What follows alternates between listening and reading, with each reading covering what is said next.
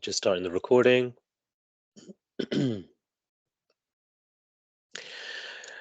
Welcome everyone to another series in our CPD in 43. This is a second talk for the year, so this is from Clear Water Revival. It's mineral water filtration, the future of home swimming. So it'll be really interesting to hear about an alternative technology to introduce swimming pools to homes, etc. Our speaker today is Joel Scott, and I'll hand it straight over to him. If you have any questions, as usual, please fill them in the chat box, which will form part of our question and answer session towards the end. I'll hand it straight over to you, Joel. Thanks, Usman. Hopefully everyone can hear me. I'm just going to open up a presentation and then hopefully you'll be able to see that.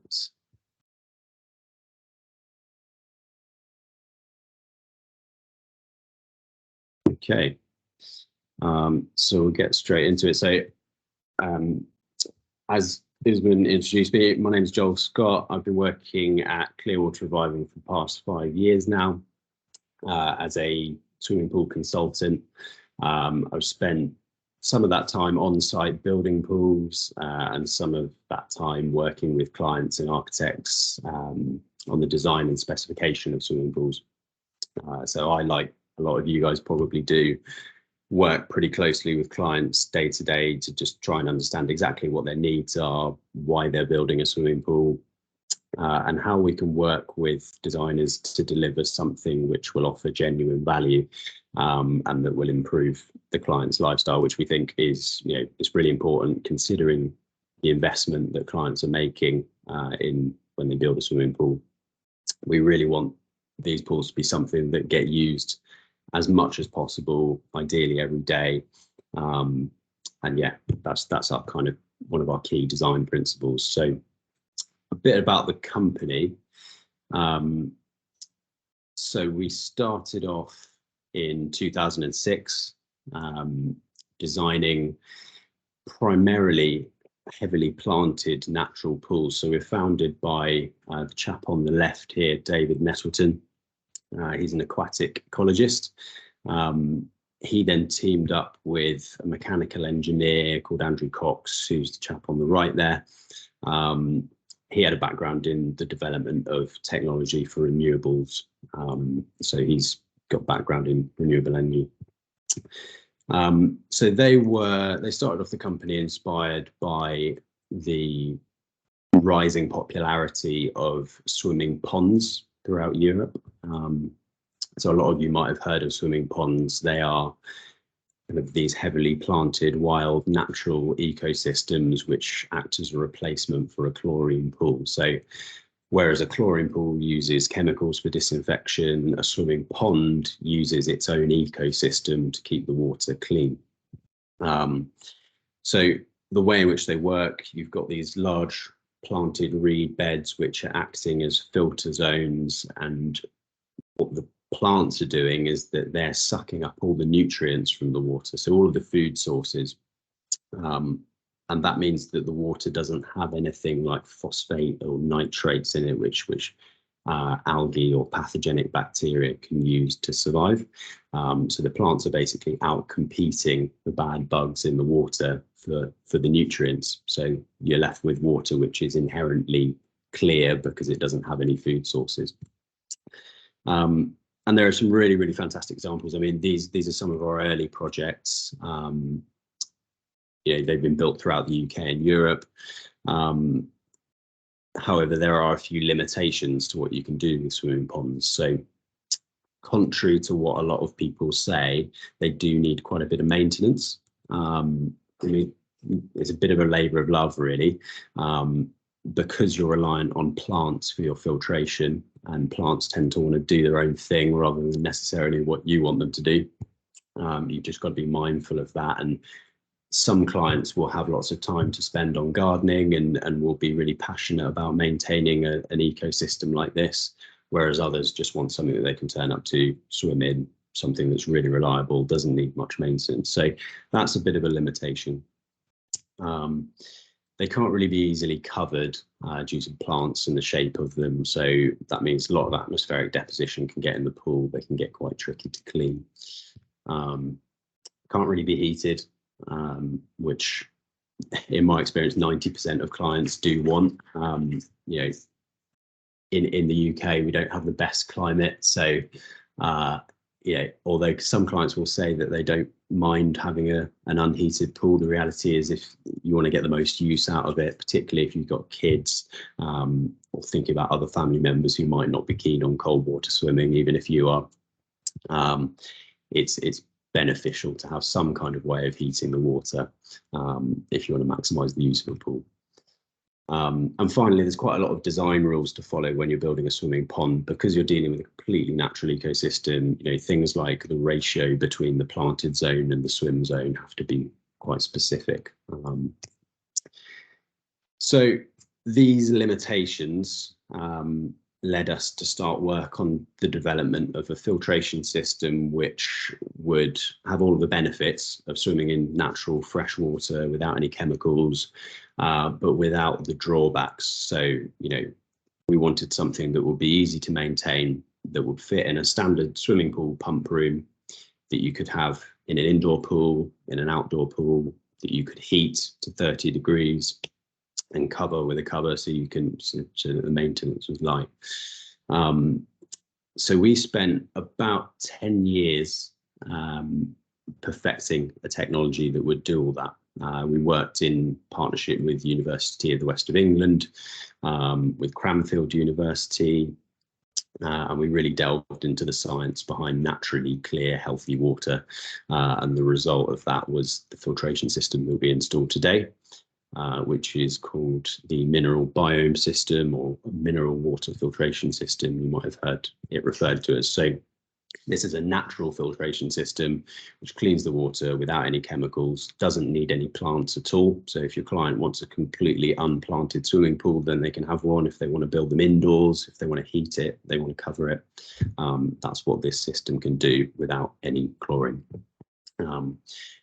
So how does it work? So it's a 5-stage filtration process, the first stage being biofiltration. Now, biofiltration is kind of what the plants are doing in a swimming pond, but we package that up into a filtration system. So we have a filter called a biofilter within our plant room. That's the first stage of filtration. That filter is basically, it's a filter full of microbes, full of beneficial bacteria that are, as the water flows through that filter, those bacteria are eating away at all of the nutrients in the pool water, just like the plants would do in a pond. And that leaves nothing left in terms of food sources, so things like phosphates, nitrates, in the swimming pool water for algae to feed on. So your biofilter is kind of out competing the algae. So you've got a kind of a mimicking of a natural ecosystem going on.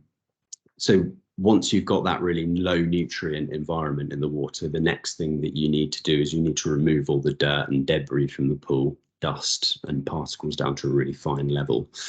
Now, in a chlorine swimming pool, that's typically done with a sand filter. So you might have seen something like that before. Now, water flowing through a typical sand filter will usually filter down to about 20 or 30 microns. Microns is the measure of the smallest particle size that will pass through a filter. So about 20 or 30 microns, which is pretty good. It's going to remove most dirt and debris, but you can do it to a much finer level. So we filter down to about 3 microns, which means that we're starting off with inherently much more filtered water. So it's clearer, it's got less dirt, less debris in it, less nutrients. So the combination of stage 1 and stage 2, so biofiltration and fine filtration, gives you a really, really good starting point of really inherently healthy water, which is not prone to grow bacteria. It's a really inhospitable environment for bacteria to survive in.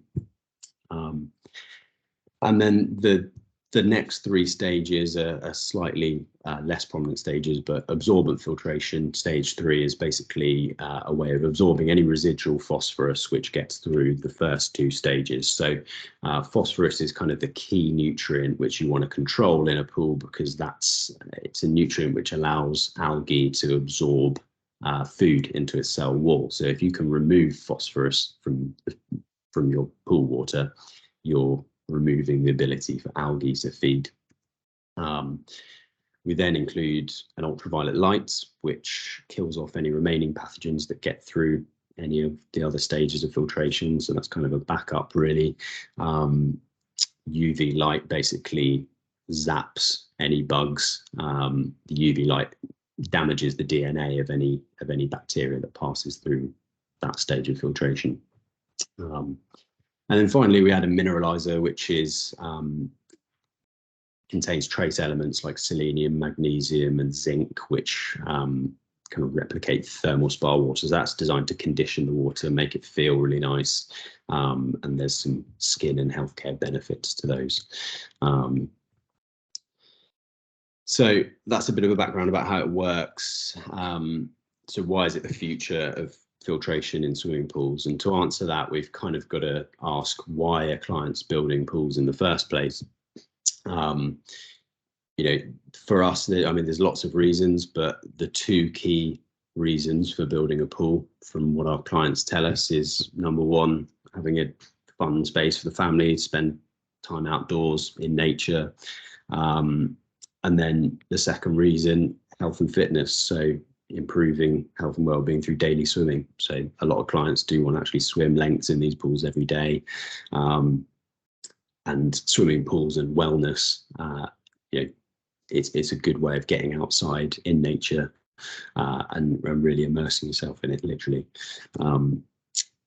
So with health and well-being being at the forefront of what a lot of families are considering when they're designing a new house or a new pool, after the lockdown period, a lot of home exercise, that boomed as clients spent a bit more time at their own properties at home, wanting to become less reliant on public gyms and health clubs.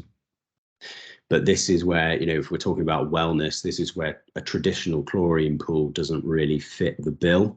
If you're talking about trying to do something that's going to be healthy, jumping in a pool full of chlorine is a bit of a paradox going on there. So the problem with chlorine and disinfectant chemicals is that we haven't really evolved to live with them. So it's not really a huge surprise that we don't get on very well with them. So dry skin, dry hair, and some links to longer term health problems are quite well researched now. So one of the key reasons why chlorine is not particularly good for you has to do with bacteria, actually. So although a lot of people's common conception of bacteria that it's something that isn't good for us, there's actually millions and millions of bacteria that live in your body, whether it's in your gut or on your skin, throughout the whole body. The collective term for that is the microbiome. And that is basically, it's a factory of beneficial chemicals and hormones which keep your body and your mind healthy.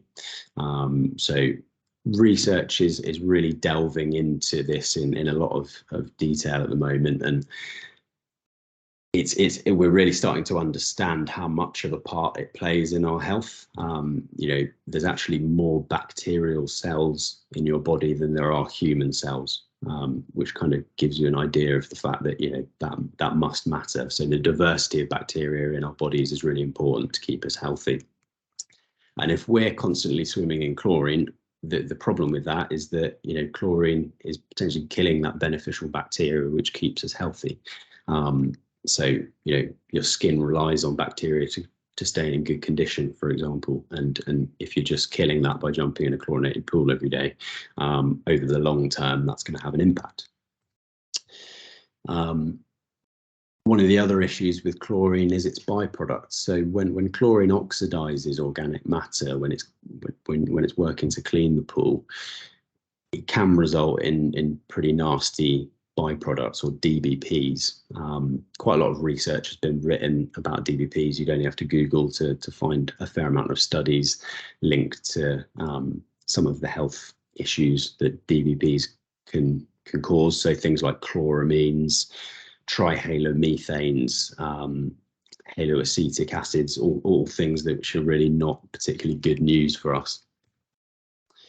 And the bottom line is we haven't evolved to live with these disinfectants, and our bodies aren't really adapted to them. So the question is, why swim in them?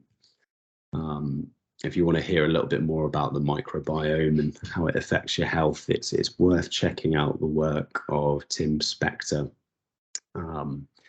He's one of the leading scientists in this area at the moment, also someone who launched something called the Zoe Predict study, which is looking at how different foods affect the microbiome. So this is another example of kind of, well, another explanation of how our filtration system works and some of the principles behind healthy water. So as we were talking about earlier in terms of how the filtration system works, this is what we call the pyramid of healthy water. So in order to have a stable base for this pyramid, we want the pyramid to stand up, and we need a stable base. That stable base in water wants to be low nutrients. So we talked about not having a food source for bacteria. If you've got water which is low in nutrients or oligotrophic, then that's going to give you a good stable base of healthy water to work with. Then if you've got good quality fine filtration down to a fine level, really good circulation of the water, then there's less of a need for chemical disinfection, which is at the top of the pyramid. Whereas if you reverse that pyramid and you start with high nutrient levels, you've not got a solid base to your water. Your water is inherently unhealthy and prone to growing bacteria. If your filtration's not particularly good and your circulation's not particularly good, then again, yeah, that's an environment which is going to then need much more chemical disinfection. So you can see the pyramid on the right is a lot more prone to falling over because it's so reliant on disinfection chemicals, because the inherent water quality is not good. Another example of this can be illustrated in nature, really. So, you know, why is the water on the left stagnant and not particularly inviting looking, whereas the water on the right is much clearer and healthy looking? The reason is water on the left not moving, not filtering through anything, so no circulation, no filtration. Also, quite a lot of nutrients are probably being dumped in that pond on the left. So you can see the overhanging trees, probably a lot of leaf drop getting in there. So high nutrients, poor filtration, poor circulation. Whereas on the right, you've got some water which is moving really well. So there's good circulation there. There's probably quite good filtration because it's probably being filtered through gravel on its way down whatever hillside it's going down. So you've got good filtration going on there, and also probably quite low nutrients because you can see trees around there. They're not really leaf dropping trees, so there's less getting in, and therefore less food sources for algae and pathogenic bacteria. So that's a bit of an overview of how our technology works. I'm conscious of time, so I could delve much deeper and bore you much more, but I just wanted to give you a quick overview of how everything works and the benefits of using a natural filtration system.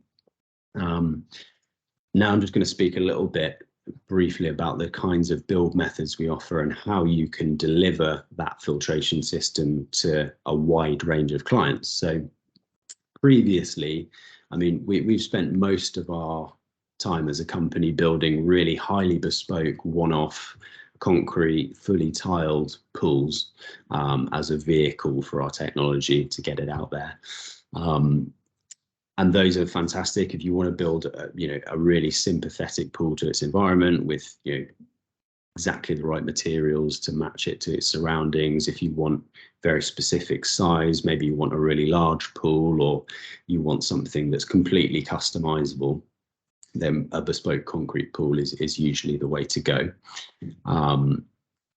However, because they rely quite heavily on a lot of specialist labour, a lot of time on site, the cost of bespoke concrete pools is significant, which means that the market for them is quite small. And we really want to get to the point where our filtration system is available in any kind of pool that your client wants to specify. So if their budget isn't quite so large, then we've now got a new build method that we've introduced called a one-piece pool. So one-piece pools you might have heard of before. They're basically prefabricated swimming pools. They're made in a factory. We source ours over in Belgium, and they're designed to be basically the fastest, most economical, cost-effective way to install a pool, in our case, a mineral water pool. Now they basically get shipped in, craned into an excavation, and the build time on site is much shorter, so therefore costs much less reliant on on-site labour. So I'll talk you through, I'll show you a few project examples of various different bespoke and one-piece pools now. So if we go through a few bespoke pools, you can see the majority of these are kind of fully tiled, all the details that the client would ever want, very customizable, don't require craning, so access is usually a bit easier. Again, this is a good example. If you want to build a really long pool, there are some limitations on the sizes of one-piece pools. So this is a bespoke pool, is about 20 by 4. The limit on size for one-piece pools is about 11 by 4. So that's just another thing to consider when specifying, is if you want to go for a one-piece pool, the limit on size due to really transport constraints is about 11 by 4. And again, bespoke pools, if you want something like a really nice infinity edge detail or a level deck detail, then bespoke pools are usually the way to go for that kind of detailing, as opposed to a normal skimmer pool, which is water level below the pool surround.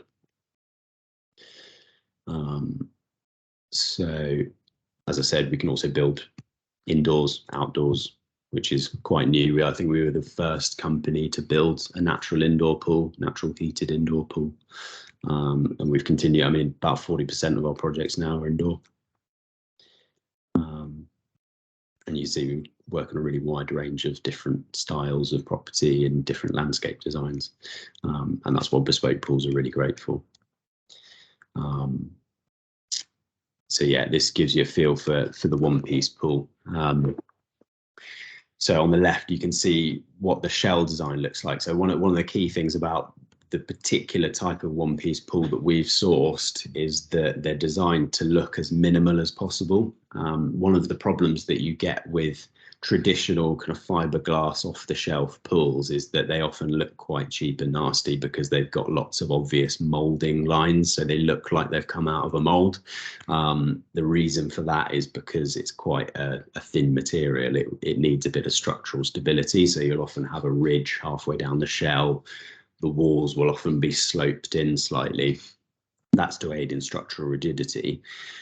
What our pools do, so our one-piece pools have got this exoskeleton around the edge, which you can see. It's a series of ribs which allows you to build completely vertical walls, really, really minimalist, clean lines, and without those sort of obvious signs of pre-moulding.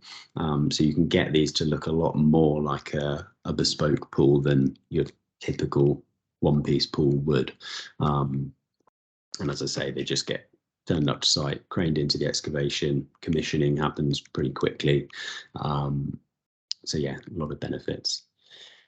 And that's the finished product. So you can see that, I think prefabricated pools have often been seen in the past as a bit of a compromise in terms of, something that's lower cost, but perhaps not as good looking. But you can see if you get a really good quality one-piece pool shell, you can actually create something that looks just as impactful as a bespoke pool.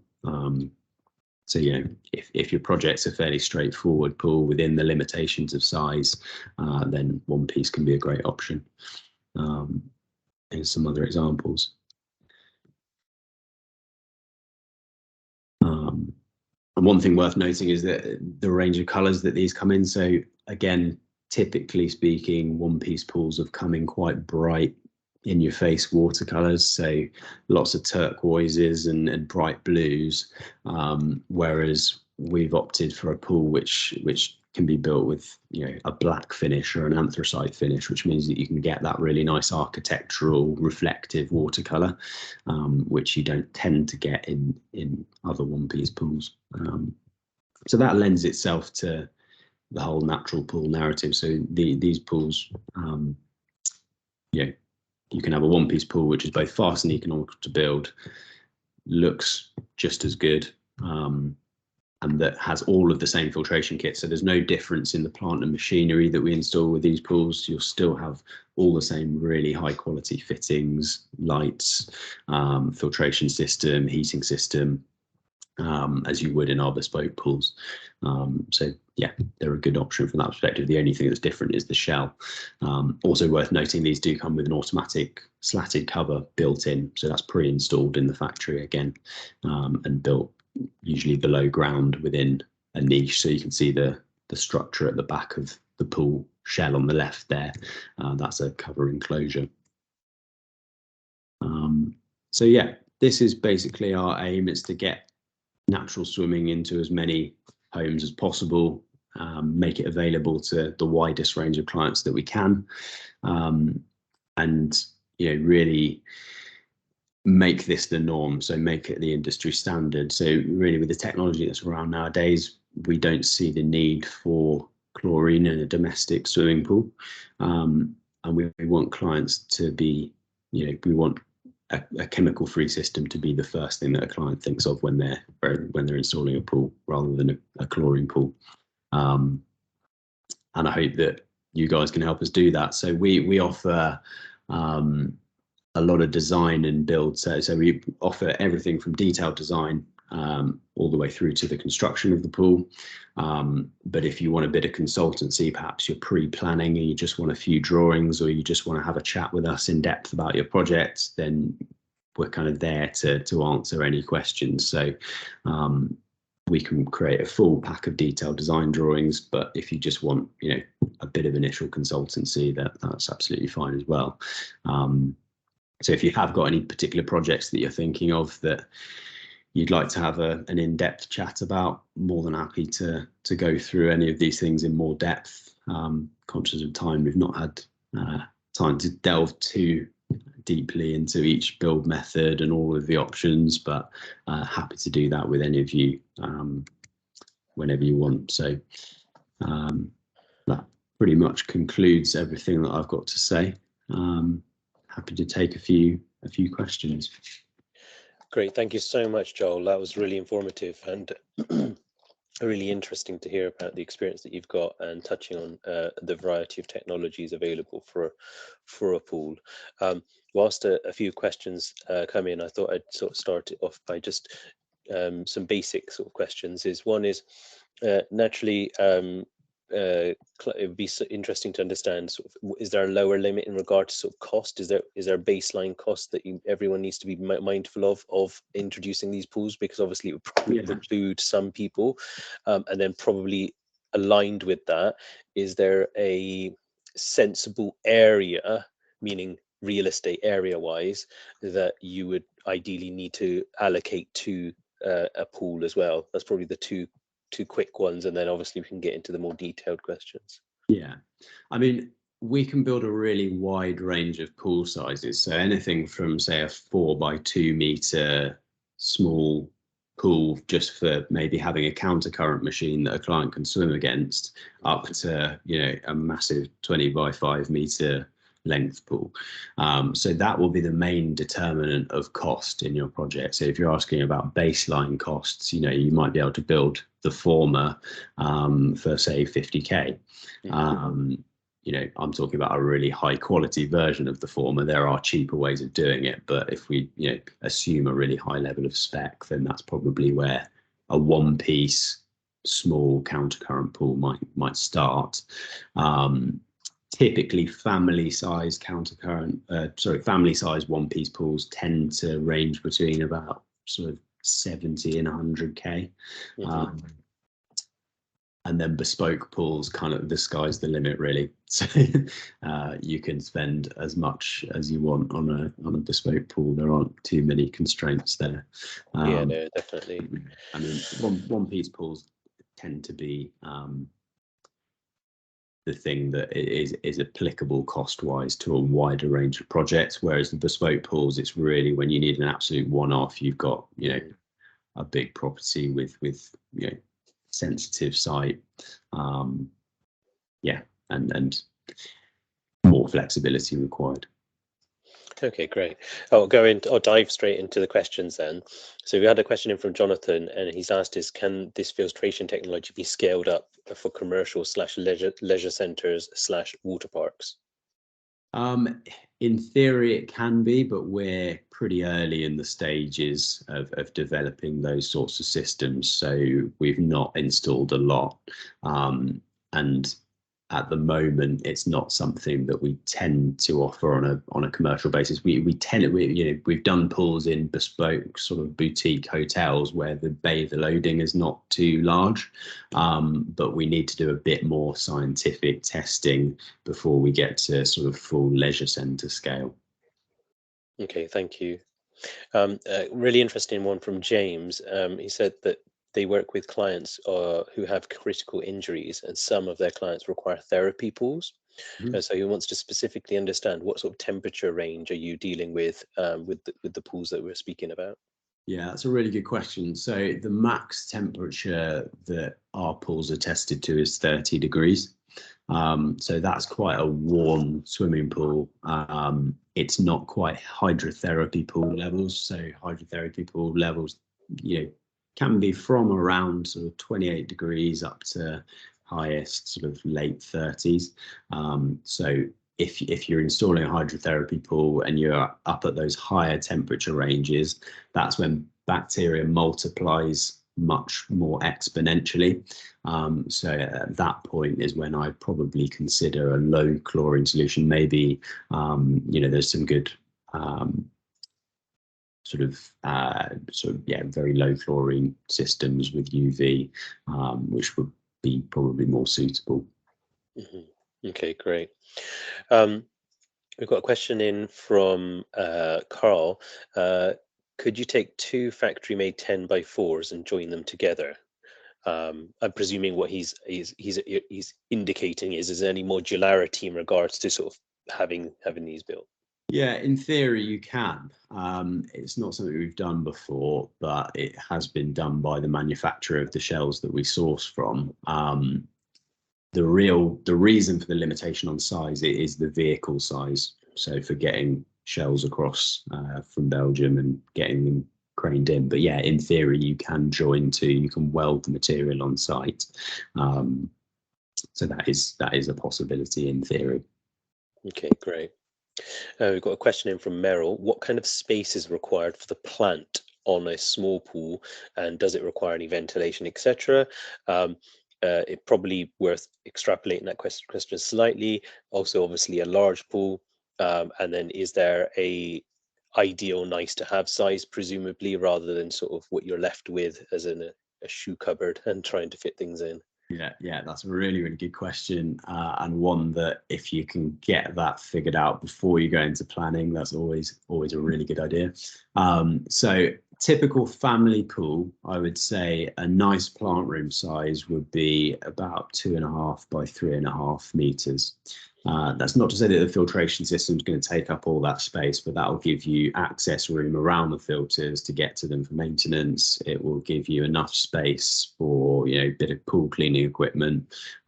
So we can shrink smaller if we need to, and we do get given plenty of shoe cupboards, but yeah, ideally 2 by 3, 2.5 by 3.5 for sort of anything up to about a 12x4 pool, something like that should be about right. A larger pool, you're dealing with larger filters, so yeah, that we'd have to size based upon the filtration system. They could get a little bit bigger. Okay, great. I've got a question in from Graham. How would you say the maintenance/servicing requirements may differ? Well, the first thing you've got to bear in mind is that you're not having to deal with chlorine. So that's one positive. You're not having to be a water scientist in order to understand how your pool works. So there's no chemical dosing. There's no kind of testing chemical levels or any of that. Really, the maintenance in a natural pool is keeping the pool itself as clean as you can.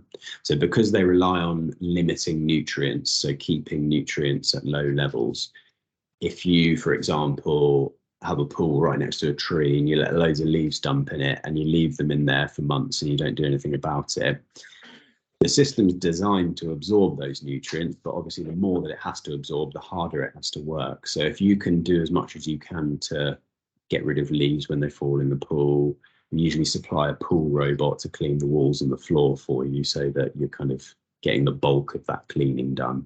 But yeah, it's more cleaning rather than chemistry is I suppose the headline with maintenance. So really it's reduced. So you'd have to do all that cleaning with a chemical pool as well. So really the main difference is you're not having to deal with nasty chemicals. Okay, great. Interesting question from Carl, which I'll add to, is regarding insulation for the base and the sides. Is that included within the one piece, or is that something that's put in addition to that? And then also tagged onto that, probably part B, is structurally, obviously there's a consideration because now you may have a pool in quite a close proximity to a new build or an existing building. Do you provide those services in addition to what you're doing in regards to providing the pool, or is that something where you need to work closely with the structural engineer that might be involved on said project to actually provide the relevant information? Yeah, thanks. So the first question about insulation, I can answer that quickly. Yes, all of our pools come with insulation pretty much as standard. You could opt to remove it from our package, but we'd recommend that you insulate the pool, so that's included as standard. In terms of construction and the limitations of our shells and interfaces between other structures, there's a bit of a difference between one-piece pools and concrete pools. So one-piece pools are not self-supporting, which means that they do need backfill around them in order to retain. Whereas a concrete pool, typically reinforced concrete, will be self-supporting in itself. So that's slightly more versatile when you're dealing with other structures. Not to say that one-piece pools can't be built indoors, for example, they can be, but it's just a little bit more, you're kind of having to build another structure to act as your retaining structure, and then the pool is its own entity.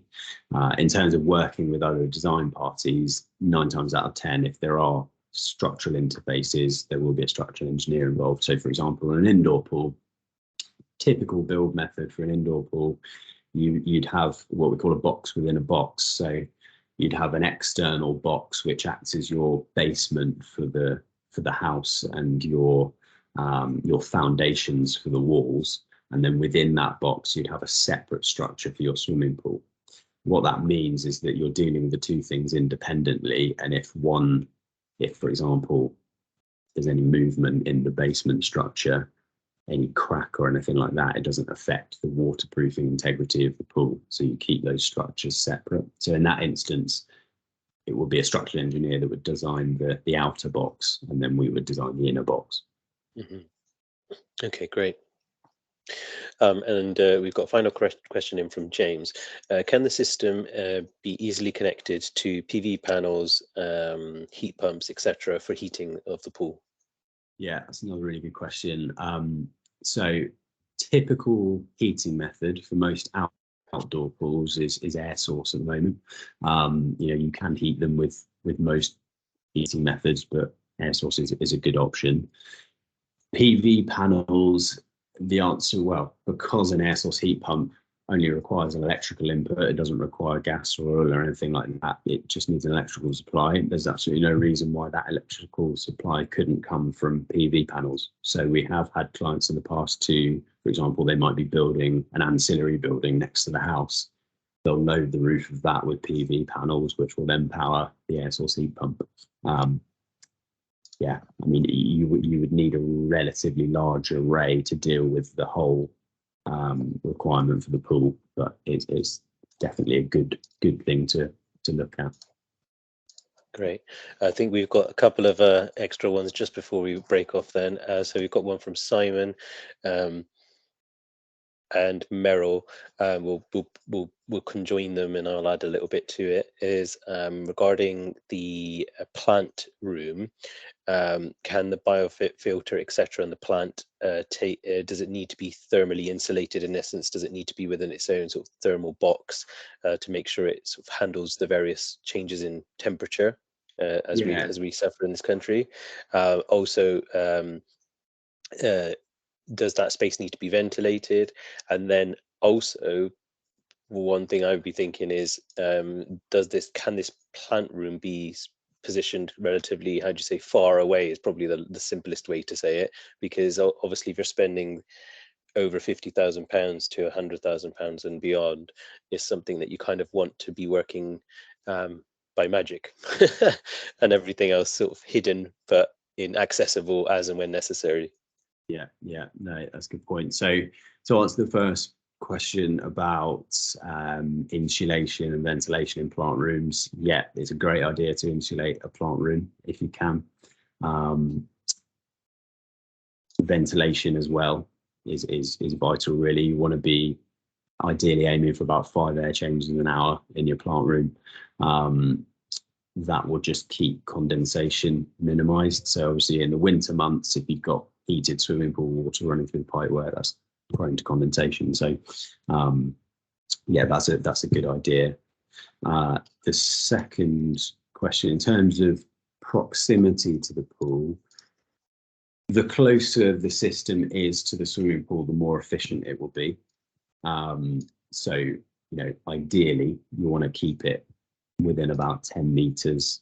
That will mean that you can keep a reasonable sized pump. You know, you're not going to oversize your pump. You know, your problem when you get further away is that obviously there's more head loss in the pipework, so more resistance, possibly a need for a bigger pump, and it's not necessarily the capital install cost of that pump, but if you're having to add another kilowatt to your pump, you know, that's a pump that's on the majority of the time, so the difference in running cost will be quite significant. The only other thing to bear in mind is further away, more heat loss in the pipework run, so you might need to start considering insulating pipework runs when you get further away. So nothing's impossible, but as a general rule of thumb, try and keep it within 10 meters, ideally as close as you possibly can. Okay, great. All right, well, thank you so much for that. I'm just going to share my screen and just go over a couple bits one more time. Fingers crossed, it's still open.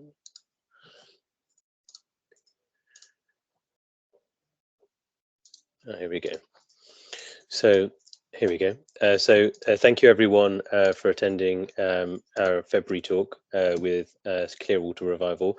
I hope you've learned a lot of extra information in regards to these type of pools, and obviously, as mentioned by Joel, please do reach out. I've added his details into the chat box, so please do copy that. It's got your website, it's his email address on there, so please do get in touch.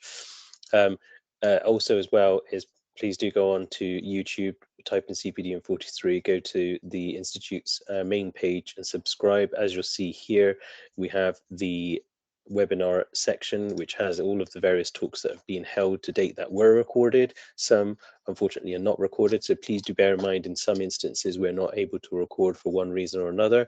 So it is useful for you guys to attend when they're actually being done live. And then from the Wessex region, we have a new series that we've launched, which is the coffee club, which is being held at the Clayton Hotel in Bristol once a month, and it should be released on the socials. So please do keep an eye on that. And just to give you a flavour of the talks that we've got scheduled moving forward, next month we have a talk from the ABS, or mental health and wellbeing. That will be released in due course. We have a talk on a guide to door hardware in April. We have another one in May, which is on U values and condensation risk. And then in June, we have a talk on architecture in the age of social media and AI. So that's just a flavour for the next few. Just to give you a bit of an idea, we do have many others in the pipeline, and we'll launch those in due course. So please do keep an eye on our Eventbrite page and our social media. Please do subscribe to that as well, just so you are aware of those as soon as they're released. But obviously, on a lot of occasions, they'll be released via the circular emails that go out via the Institute. So I want to thank you all once again. I want to thank you, Joel, and hope to see you all in our next month's CPD. Thanks, Isman.